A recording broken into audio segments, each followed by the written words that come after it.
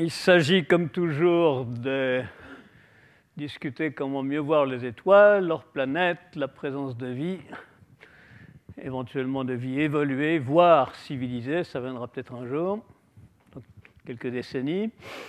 Et bien sûr, ce qui est au-delà, les galaxies, l'univers lointain, la cosmologie. Bon, aujourd'hui, je vais parler des premières études, concepts, études de faisabilité pour un grand hypertélescope terrestre, en attendant l'espace, 1000 mètres d'ouverture, et qui pourrait avoir une surface collectrice comparable, voire supérieure à celle du ELT, c'est-à-dire Extremely Large Telescope, que veut faire par exemple l'Europe avec un diamètre de presque 40 mètres. Bon, et nous aurons le séminaire par Myriam Benisti, l'Institut Max Planck, sur les régions de formation planétaire révélées par interférométrie. Alors, ce que nous voulons faire, toujours la même chose, je ne parle guère que de ça depuis quelques années. Des hypertélescopes, donc voilà cette version agrandie dont je vais parler plus en détail aujourd'hui. Je voudrais remercier l'équipe qui contribue à la construction du plus petit instrument actuellement dans les Alpes du Sud. Et tous ceux, donc il y a des collègues astronomes, il y a des astronomes amateurs, de plus en plus nombreux, qui aident beaucoup. Et il y a aussi tous ceux qui se trouvent dans les parages et qui viennent donner un coup de main dont nous avons bien besoin. Bon, alors, parlons de cet instrument qu'on pourrait appeler Extremely Large Hypertélescope pour paraphraser un peu le Extremely Large Telescope que veulent faire les Américains. Donc il y a deux projets américains actuellement de très grands télescopes, un de 20-25 mètres, l'autre de 30 mètres. On ne sait pas encore lequel sera financé. Et puis il y a le projet européen de très grands télescopes qui ferait 40 mètres, puisque l'Europe est en train de monter, elle veut faire un peu plus que les Américains. Et à l'échelle, ce miroir de 40 mètres, un miroir mosaïque, le voici pour comparer l'échelle par rapport à celle d'une ouverture de 1 km qui serait ici. Bon, alors, on essaye de chiffrer les choses en se disant qu'en principe, puisqu'il n'y aura pas de coupole géante, on ne pourrait pas faire une coupole de 1 km, on ne peut pas faire une monture orientable de 1 km non plus, donc on s'en passe. Et du coup, on fait des économies, et du coup, on pourrait en principe mettre plus de surface de miroir. Et surtout, à cause du fait que, comme les miroirs sont en petits morceaux relativement espacés, c'est un miroir dilué, ils sont plus minces. Donc il y a moins de verre. Donc c'est une raison supplémentaire pour que ça coûte moins cher. Donc, en principe, il pourrait y avoir une surface collectrice accrue, à prix égal, à coût égal, il pourrait y avoir une surface collectrice accrue par rapport à celle qu'aurait un instrument comme celui-ci. Bon, et donc, en principe, ça donnerait accès à des sources plus faibles sur le ciel, mais en supposant qu'on arrive à mettre tout ça en phase, ce qui est supposé aussi pour ce projet de ELT. Bon. Et le gain en résolution de 1 km par rapport à 40 mètres, ben c'est dans le rapport des diamètres, et c'est donc un facteur 25 à peu près. Alors un facteur 25, c'est énorme pour la science. Vous savez que Galilée, en son temps, avait utilisé une petite lunette qui grossissait 5 fois pour regarder le ciel. 5 fois, c'est-à-dire moins qu'une paire de jumelles qu'on achète chez le marchand du coin actuellement. Et que malgré cette modeste amélioration par rapport à l'œil nu, il avait fait quantité de découvertes qui ont eu énormément d'influence à son époque. L'influence n'a pas toujours été bénéfique pour lui-même, mais enfin, ça a été une influence considérable.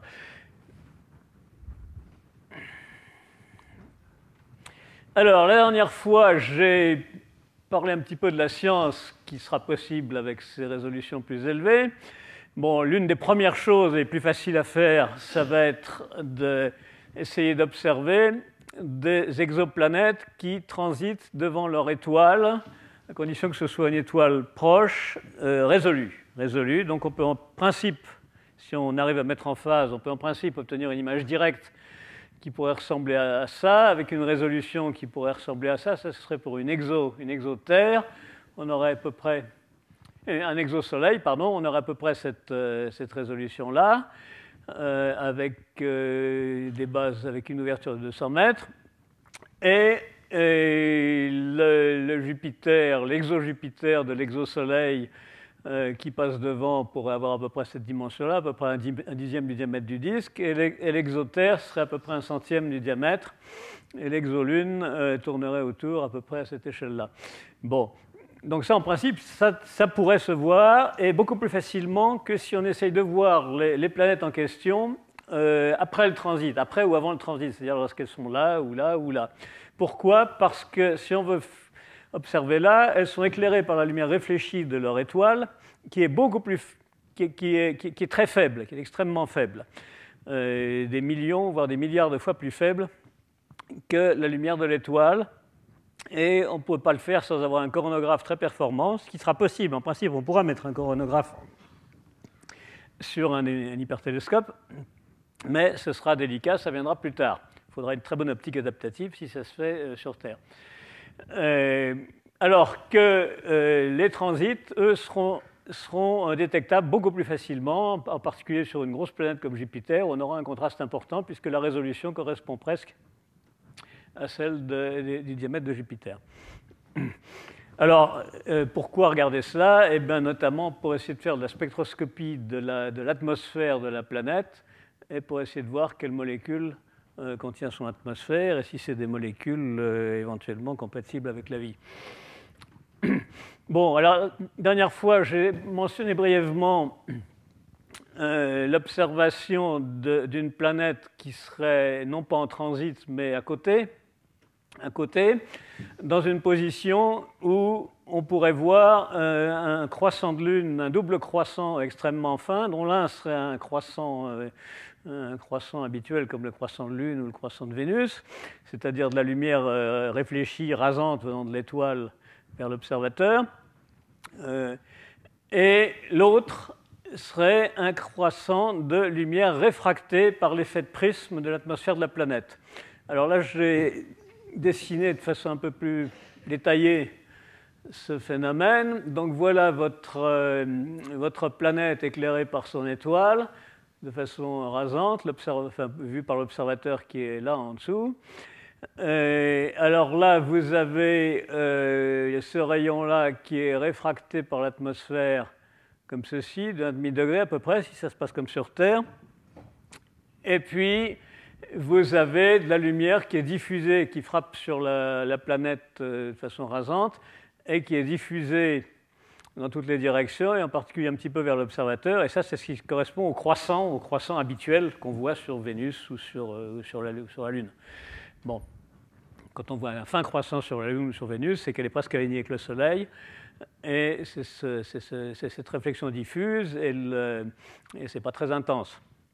Bon, alors que ici, vous avez seulement de la lumière réfractée, donc de 1,5 degré par l'atmosphère, qui se comporte comme un prisme ici. Et en principe, ça peut être beaucoup plus intense, donc plus facile à voir.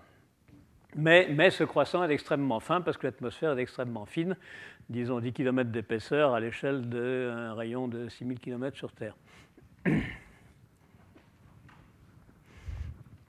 Alors, je reviens. Peut-on espérer, en faisant de la spectroscopie, voir des raies d'absorption de la chlorophylle qui se trouverait sur cette planète? Chlorophylle ou autre molécule analogue, photosensible, qui se trouverait sur cette planète. Alors évidemment, on se doute que c'est très difficile. Bon, par exemple, ici, il faudrait supposer qu'une partie de cette lumière réfractée est renvoyée vers le sol par des nuages, par exemple. Il pourrait y avoir des nuages en altitude, des cirrus, qui renvoient une partie de lumière vers le sol et qui repartiraient vers les nuages et qui reviendraient par ici. Bon, alors à ce moment-là, oui, on verra le spectre du sol. Le spectre du sol, y compris de la verdure, s'il y a de la verdure, de l'exoverdure. Sachant que l'exoverdure peut très bien être rouge. Vous savez que sur Terre, il existe des choux rouges, des algues brunes, et qu'il y a une grande diversité de molécules de chlorophylle prévues pour fonctionner à différentes longueurs d'onde. Bon, et a fortiori sur d'autres planètes. Bon, mais enfin bref, on pourrait voir dans les spectres un petit peu de cette absorption. Bon, alors a priori, ça paraît très difficile. Ça mériterait peut-être d'être quantifié et regardé de plus près, mais ce n'est pas pour tout de suite. Et il faudra certainement un coronographe pour ce type d'observation, étant donné la contamination par la lumière diffractée, diffusée venant de l'étoile.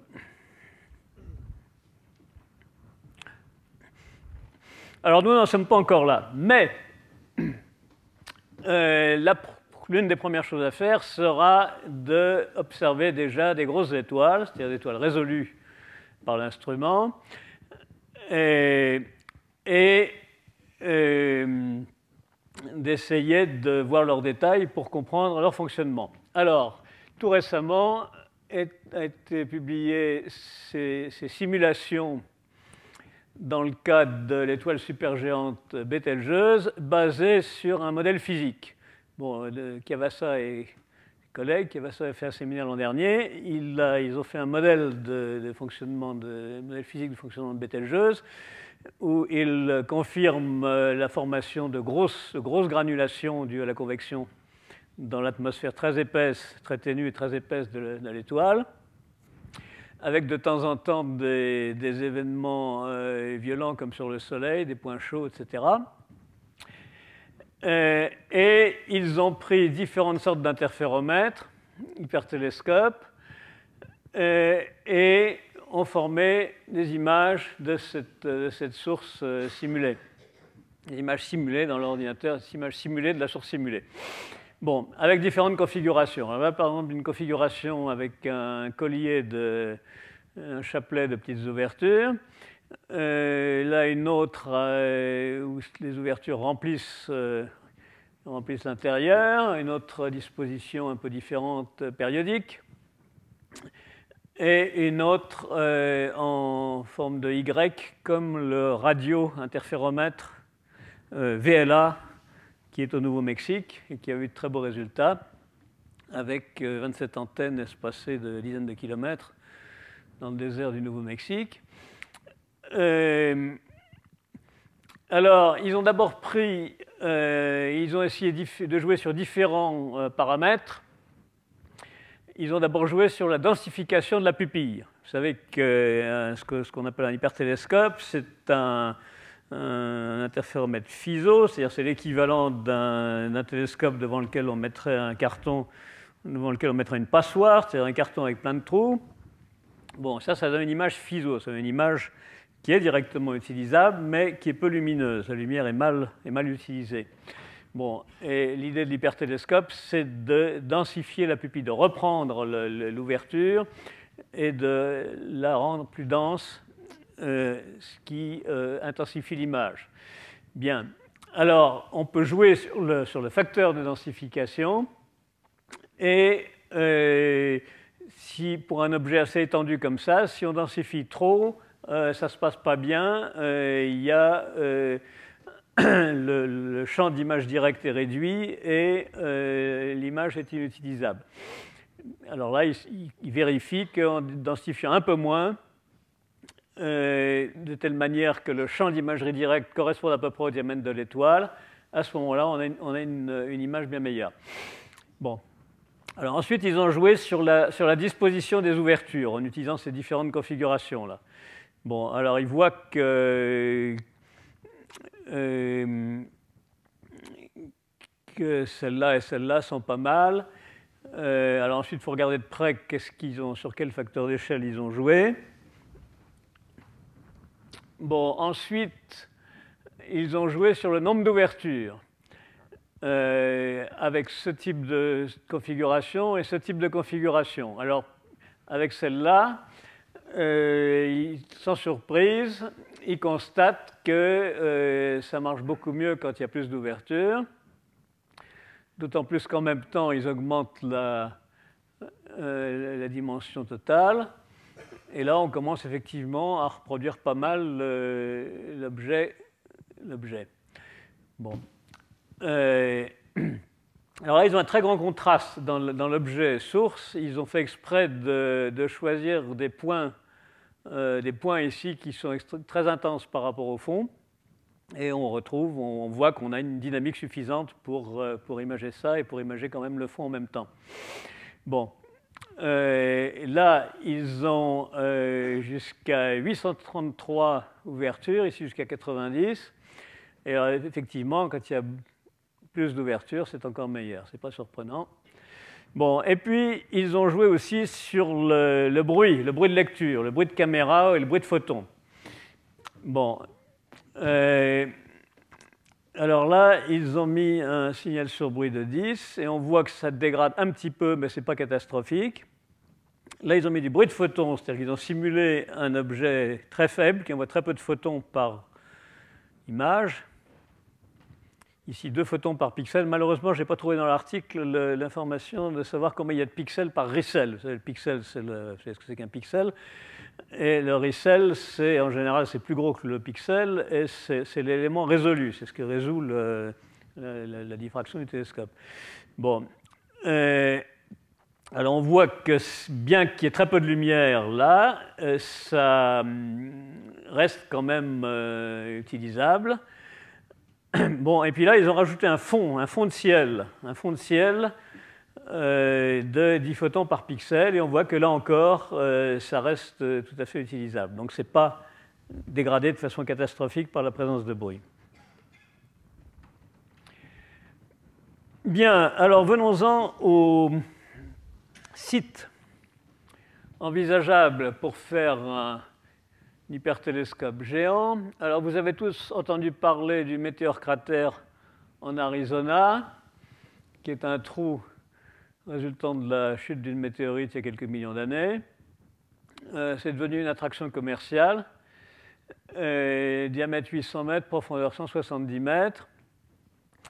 Mais c'est trop petit pour ce qu'on veut faire, puisqu'on veut faire une ouverture de 1 km. Bon, et puis c'est pas assez profond.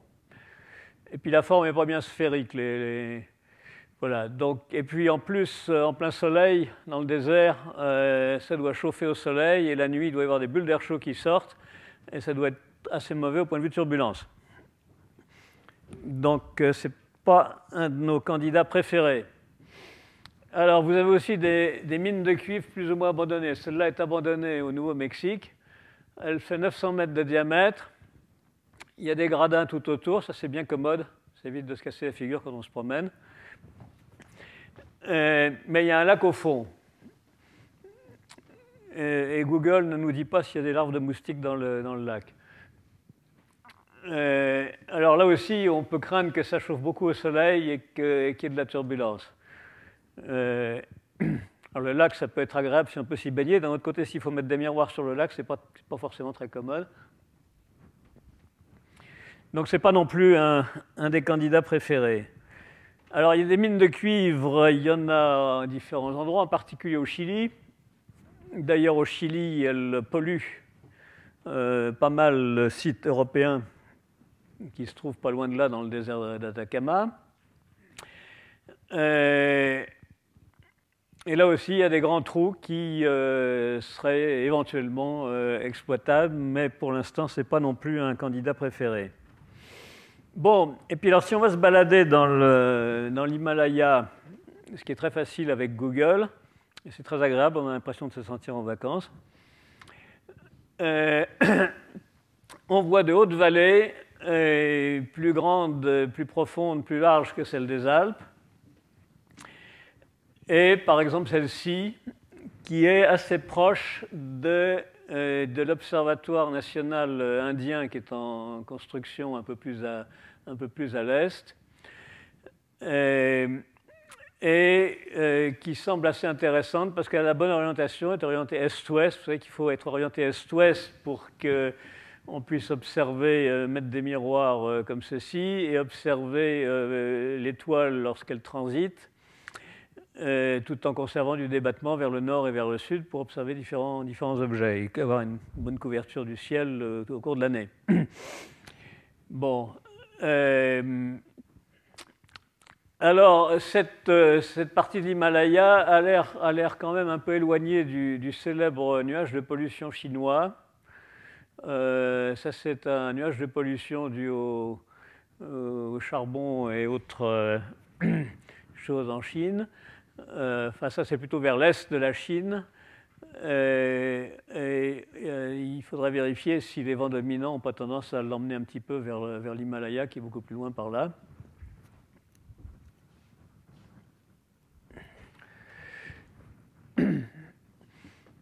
Alors, ce secteur de l'Himalaya est un peu protégé des moussons. Il a un climat relativement sec, parce que ce n'est pas la première chaîne de montagnes, c'est la deuxième chaîne à partir de l'océan Indien et de l'océan. L'altitude du fond de la vallée, c'est 4000 mètres. Les crêtes atteignent presque 6000 mètres. Donc 2000 mètres de profondeur, ce qui pourrait être intéressant pour tendre un câble et suspendre une caméra, mais en fait, ce n'est pas assez. Il y a une belle pancarte de bienvenue, là, ce qui est encourageant. C'est une zone bouddhiste. Alors, on ne sait pas encore si le bouddhisme peut tolérer qu'un hypertélescope vienne saccager une belle vallée. Et il y a déjà une route non goudronnée, mais enfin une route, et ça c'est très intéressant déjà pour faire des essais.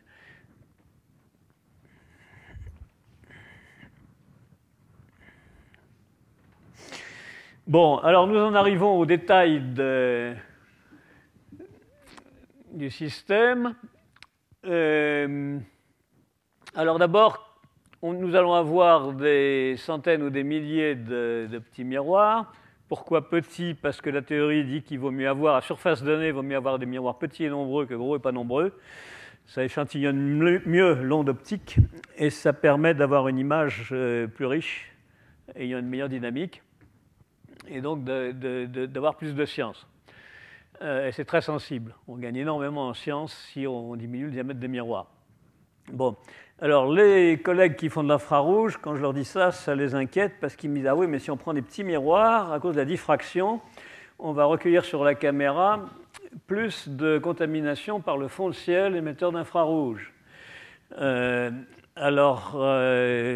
J'essaie de les convaincre que si on fait le calcul, non, la réponse est non, ça ne contamine pas plus, c'est équivalent. Pour l'infrarouge, on peut prendre des miroirs petits, nombreux, arbitrairement petits. Alors évidemment, pour des raisons économiques, on n'a pas intérêt à les prendre trop petits à cause des supports, parce que si on prend des miroirs de 1 cm, eh bien, ce n'est pas la peine de mettre un gros support comme ça dessous qui va coûter plus cher que le miroir. Donc il faut harmoniser la dimension des miroirs à celle des supports. Pour l'instant, dans l'Ubaï, nous avons choisi 15 cm, mais on pourrait décider de prendre plus grand, comme ça. Enfin, ça, c'est un point à déterminer. Donc chaque miroir est posé sur trois vis micrométriques qui permettent de l'orienter parce qu'il faut qu'ils soient tous des petits morceaux d'une sphère géante ou d'une parabole géante. Et puis il faut donc pour orienter chaque miroir et aussi jouer verticalement pour qu'il colle bien sur la sphère géante. Bon. Alors, le problème, c'est que ces belles vallées, elles ne sont pas sphériques ni cylindriques. On essaie de trouver ce qui s'approche le plus, mais il peut y avoir des écarts de 10, 20, 30, 100 mètres, voire plus. Et on ne peut pas imaginer, il ne serait pas raisonnable de faire des tripodes qui fassent 100 mètres de haut, même au-delà de 10 mètres. 10 mètres, ce serait un problème, ce serait trop cher, ce ne serait pas assez stable. Surtout si on va avoir des tripodes nombreux et serrés, ce serait trop cher. Bon, donc c'est peut-être pas la bonne solution. C'est ce que nous faisons pour l'instant dans l'Ubaï. On peut imaginer en mettre une centaine comme ça, à condition que ce ne soit pas trop haut. Mais si c'est trop haut, il faut trouver autre chose. Alors, on trouve des fabricants qui vendent des tripodes pour faire des antennes de radio, etc., qui sont très commodes très commodes à installer. Ça prend un quart d'heure. Le tube, là, est en petit, il y a une espèce de tripode, il y a un tube qui est en petits morceaux, qui se raboute. Alors ça se monte comme ça, on monte les morceaux un par un, on le raboute et on peut monter jusqu'à 15 mètres de haut, comme ça. Bon, alors c'est amusant, mais ce ne serait pas assez stable pour porter avec une précision de l'ordre du micron un miroir là-haut. Et donc, si on voulait utiliser ce genre de choses, il faudrait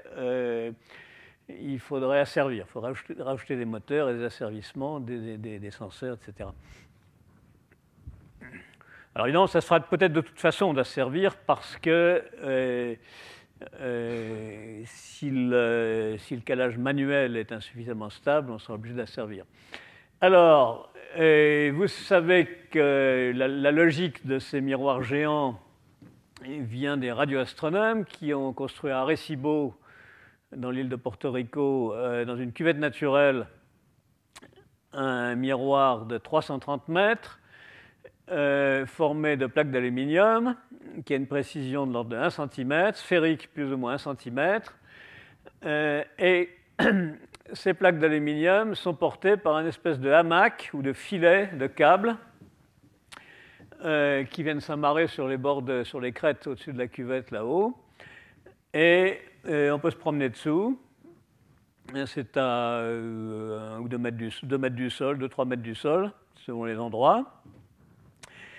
Et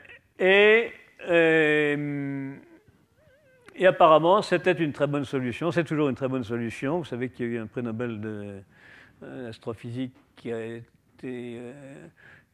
récompensé les résultats d'observation de pulsars avec ce miroir qui est le plus grand du monde, en fait, et 330 mètres de diamètre. Et pour obtenir la forme à 1 cm près, il a fallu rajouter, après la construction, il a fallu rajouter par-ci, par-là, là où il y avait des bosses, chaque endroit où il y avait une bosse, ils ont rajouté un petit câble, ils ont planté un piquet dans le sol en dessous, ils ont mis un petit câble avec un petit tendeur pour ajuster la bosse en quelque sorte, pour effacer la bosse.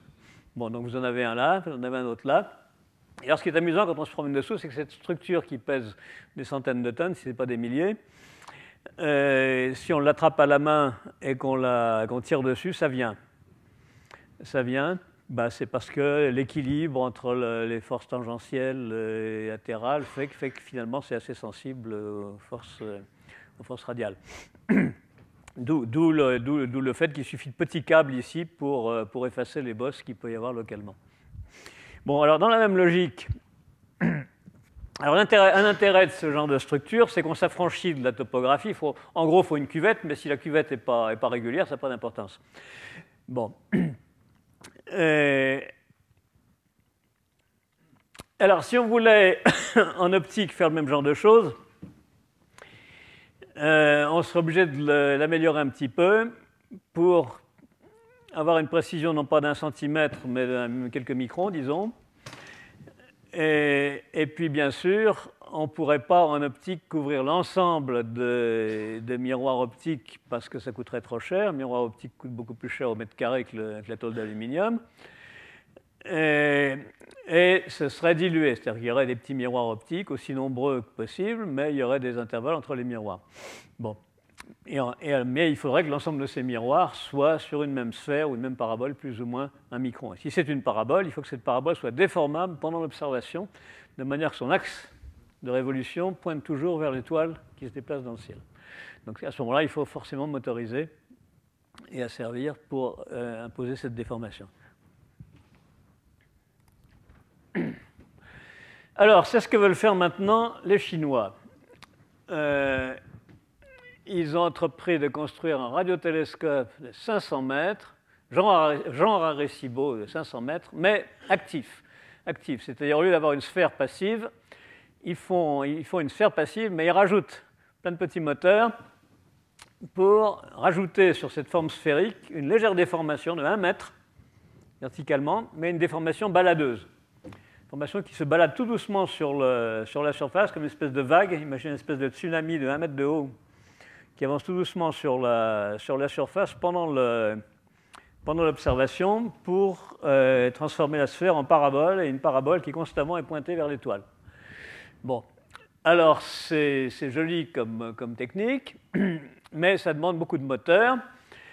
Alors il y a des grands panneaux triangulaires en aluminium qui sont posés sur le filet. Là, ils sont reliés à leur coin par des attaches. Et à chaque attache, il y a un moteur relié à une tige qui est reliée au sol et qui tire localement pour créer la déformation voulue. Bon, et ça c'est asservi et ça crée cette déformation en continu pendant l'observation. Bon, alors on voit toutes ces tiges là, qui sont plus ou moins longues selon les endroits du sol où le sol approche plus ou moins de la surface, vous voyez. Voilà. Donc dans cette logique-là, on pourrait aussi faire une variante optique. Alors, qu'est-ce qu'il nous faut comme tolérance? Alors voilà un élément de miroir qui pourrait être grand comme ça, ou comme ça, ou comme ça. Et voilà les tolérances. Alors, comme ceci, pour les déplacements comme ceci, c'est quelques microns.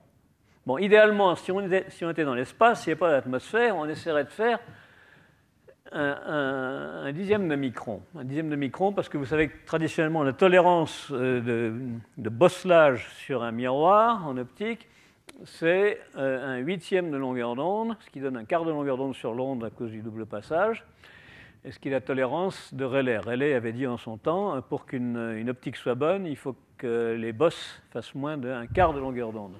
Les bosses sur l'onde fassent moins d'un quart de longueur d'onde. Au-delà, ça se dégrade trop. Bon. Alors, mais sur Terre, il y a l'atmosphère qui déforme l'onde. Il y a les bulles d'air chaud, etc. Ça ralentit la lumière qui traverse une bulle. Et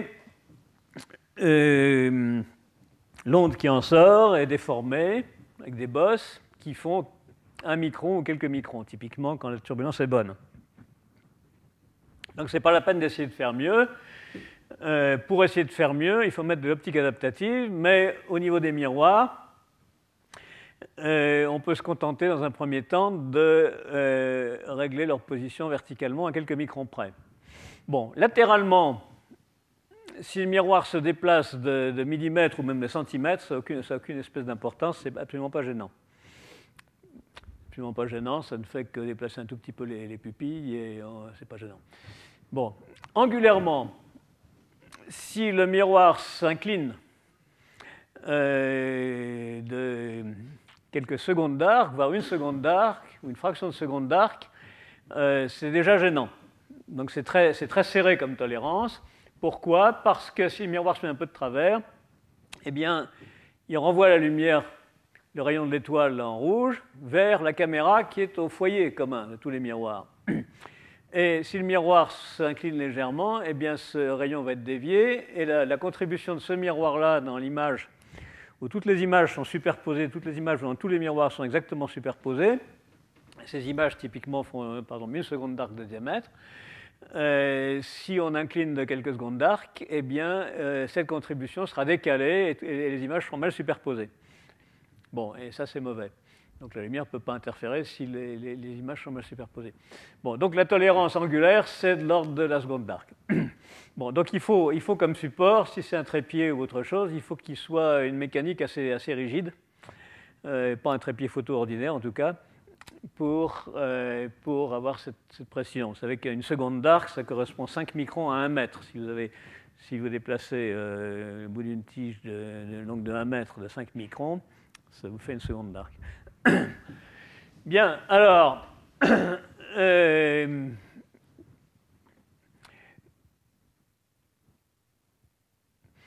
Voilà, donc quelques microns, et les faibles erreurs d'orientation affectent la superposition focale. Ah, il manque des images. Bon, alors, l'idée, si on fait un système genre Arecibo ou genre chinois, là, c'est de faire une espèce de filet en câble qui pourrait ressembler à ça, et à chaque nœud, on mettrait un miroir. Bon, mais comme il faut un Arecibo, il faut aussi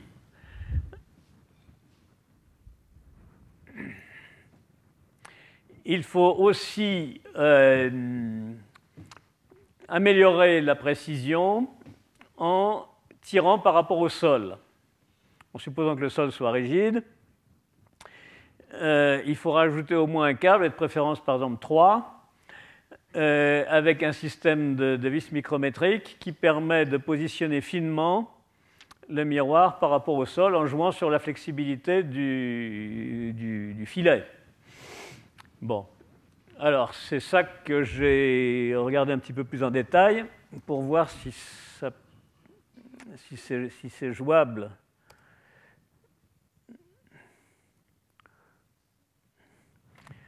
Si c'est jouable en optique. Attendez, qu'est-ce qui se passe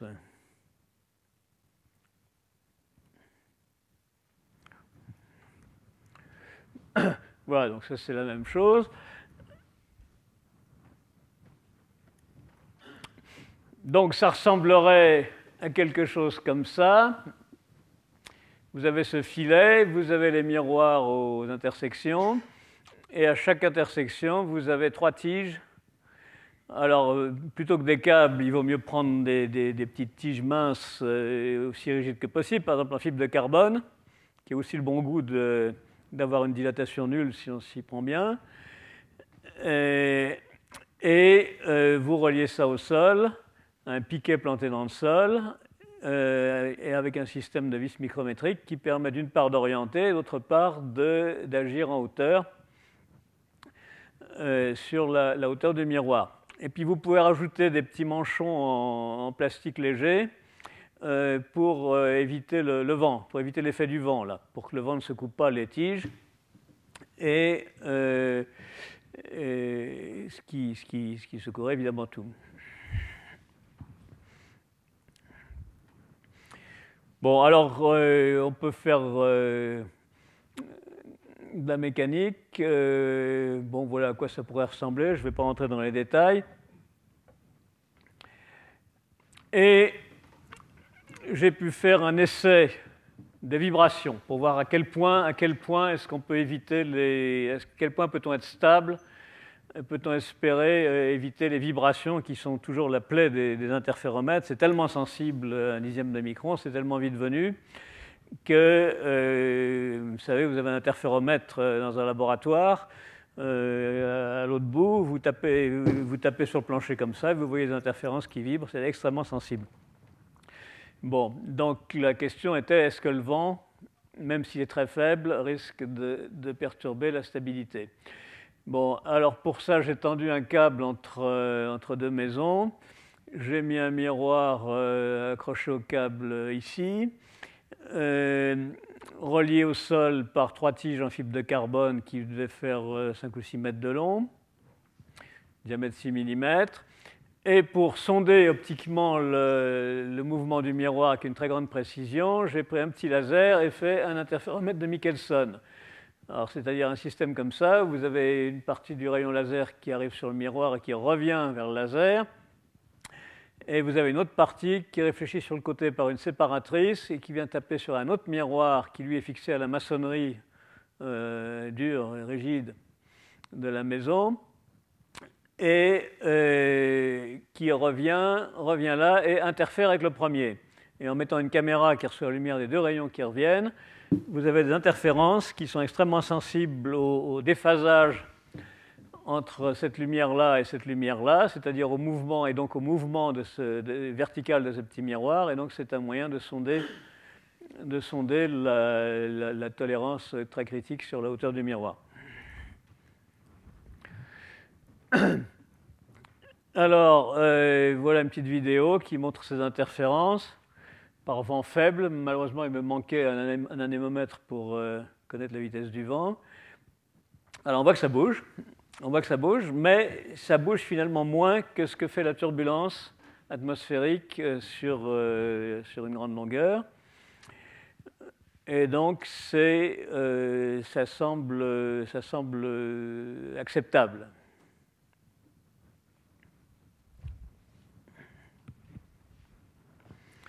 Alors, bien entendu, l'asservissement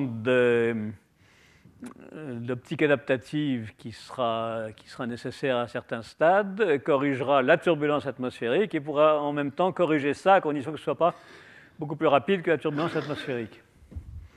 D'autant que ce mouvement-là, en plus, peut être surveillé par un laser, avec le même montage, et l'observation du mouvement peut être prise en compte dans l'asservissement.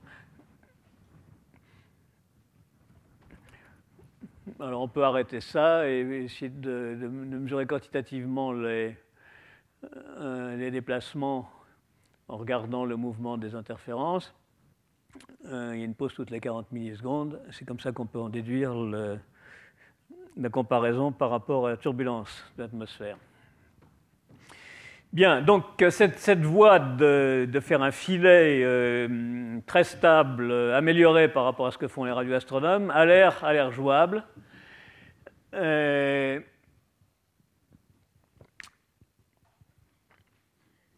Bon, alors, autre problème, il faut suspendre la nacelle focale. Alors, dans le cas du très grand hypertélescope, les crêtes de chaque côté de la vallée ne vont pas être assez hautes pour tendre un câble à une hauteur suffisante pour mettre la nacelle focale. Bon, actuellement, dans l'Ubaï, ça va. La nacelle, la caméra est à 100 mètres au-dessus du fond et ça suffit. On pourrait même la monter à 150 ou 200 mètres.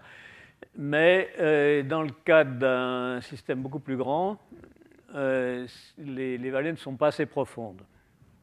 Bon, alors il y aura une autre solution qui a été expérimentée à l'Observatoire d'Haute-Provence sur le petit hypertélescope prototype par les collègues Julien De Jong et Hervé Le Corollaire, qui consiste à suspendre la caméra à un ballon captif à hélium, qui là est à peu près 100 mètres plus haut, et qui porte ici une nacelle. Là, on voit un rétroréflecteur. Bon, et ça marche. Alors évidemment, le ballon est extrêmement sensible au moindre vent. Typiquement, quand on observait le ballon ici, alors il est nettement plus haut que la plateforme pour atténuer un peu les oscillations, et le ballon se déplaçait de plus ou moins 10 mètres. Bon, et malgré ça, grâce au haut banc qui stabilise la plateforme, on arrivait à une stabilité de l'ordre de 3 mm sur la plateforme, ce qui était suffisant. Et ce qui a été suffisant, ça a permis d'obtenir des interférences sur une étoile avec une stabilité à peu près acceptable. Bon, donc ça, ce serait éventuellement utilisable, mais ce n'est pas commode. C'est pas commode parce que faut un très gros ballon pour porter très gros ballon, sachant qu'un mètre cube de ballon porte 1 kg à peu près avec de l'hélium. Ça coûte cher en hélium parce que ça fuit, il faut en remettre. Et ça coûte cher en temps de manutention parce que le ballon, il faut le protéger. Il faut le protéger du mauvais temps, il faut le protéger des rafales, il faut un énorme hangar, il faut le rentrer et le sortir du hangar, ce qui est toujours long et pénible. Bon, et puis si jamais il y a une rafale qui se déclenche au cours de la nuit pendant qu'on travaille, ça tourne vite à la catastrophe. Vous savez que dans l'histoire de l'aéronautique à l'époque des ballons, les zeppelins, etc., il y a eu un certain nombre de catastrophes comme ça. Un jour, il y avait un ballon et puis, qui était amarré au sol sur son aire d'atterrissage. Puis un orage qui est arrivé et il y a eu des rafales et le ballon, il a rendu l'âme rapidement, même sans incendie.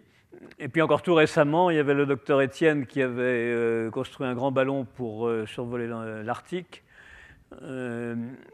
Et ce ballon était amarré pour faire des essais. Il l'avait amené en Provence sur l'aérodrome de Fayence, où il avait amarré un solide crochet. Et les gens du coin s'étaient inquiétés que s'il y avait un coup de Mistral qui arrivait, ça arracherait tout. Il a dit non, non, mais le Mistral ne rentre pas à cet endroit-là, pas de problème. Le lendemain, il y a eu un coup de Mistral terrible, ça a tout arraché, et le ballon n'était plus qu'un tas de ruines, et il a renoncé à son truc. Bon, donc c'est toujours un problème, la protection d'un grand ballon.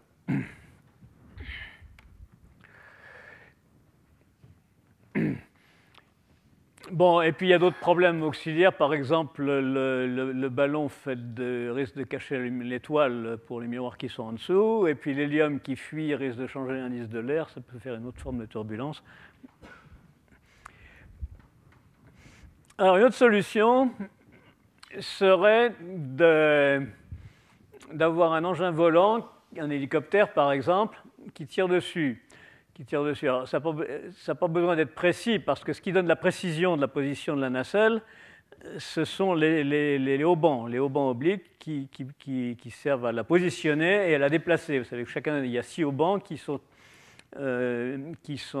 tendus par des petits moteurs asservis pour déplacer tout doucement la nacelle qui suit le mouvement de l'étoile.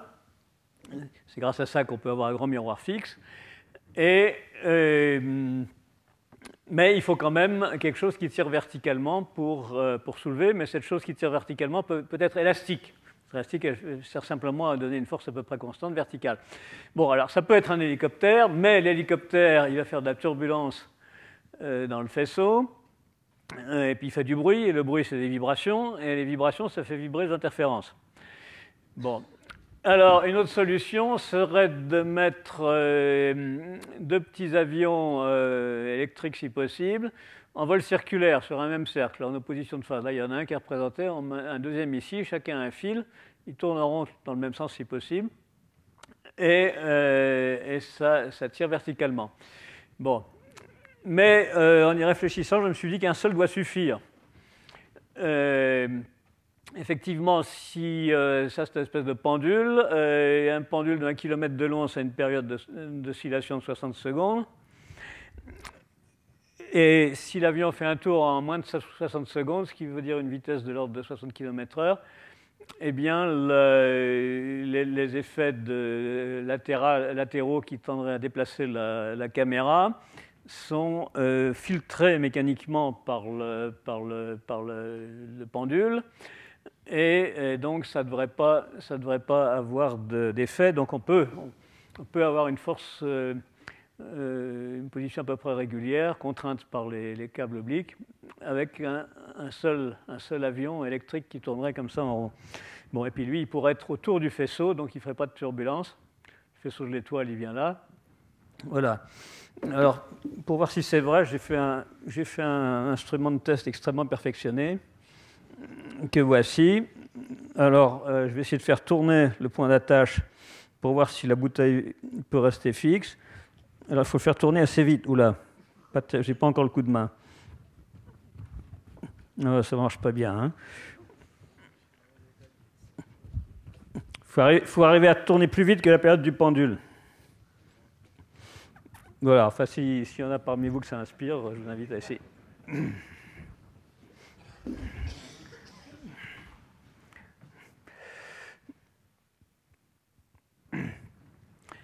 Alors, parmi les derniers gadgets qui semblent intéressants pour ça, il y a les avions électriques. Alors, les avions électriques, d'habitude, ils ont des batteries, mais là, il n'y aurait pas besoin de batterie parce qu'on peut mettre 2 fils électriques qui passent là et là pour alimenter. Et puis, il y a les avions à ailes battantes. Et ça, c'est très à la mode. Il y a des groupes au Canada, notamment, qui font des prototypes d'avions à ailes battantes. Ils disent que c'est l'avenir, que c'est plus efficace que les hélices, que ça permet de décoller sur des terrains plus courts. Enfin, ça a toutes sortes d'avantages. Mais c'est plus difficile à faire. Bon, alors, donc, première conclusion pour aujourd'hui.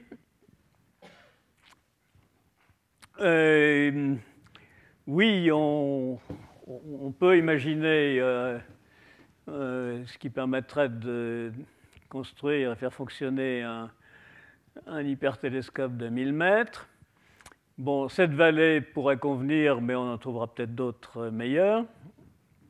J'invite ceux d'entre vous qui s'amusent à en chercher dans l'Himalaya et dans les Andes. Dans les Andes, il semble y en avoir moins que dans l'Himalaya. J'ai regardé un petit peu. Et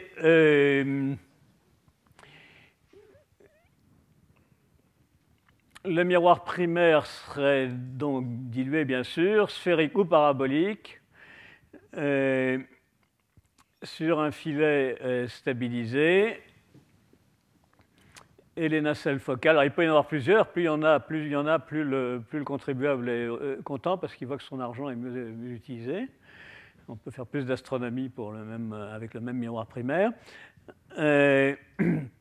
Et la suspension des nacelles serait par ballon ou par drone, hein, ces petits avions motorisés, les militaires appellent ça des drones. Mais il reste à prospecter par Google Earth ou en allant sur place. Enfin, la bonne technique, c'est probablement de repérer déjà sur Google Earth et ensuite éventuellement d'aller voir sur place les endroits intéressants. Et là, il y a encore pas mal de travail à faire pour comparer les avantages et les inconvénients des différents sites.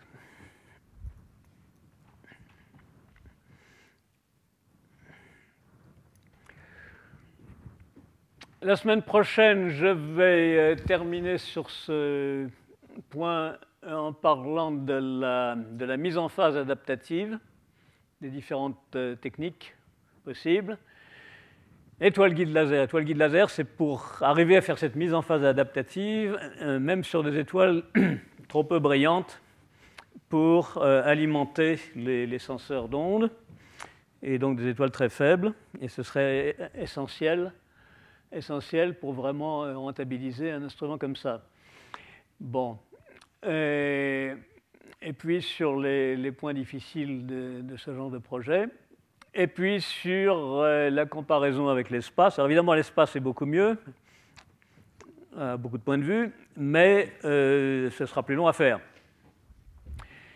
Et donc, c'est intéressant de voir qu'est-ce qu'on peut faire comme science en attendant les versions spatiales.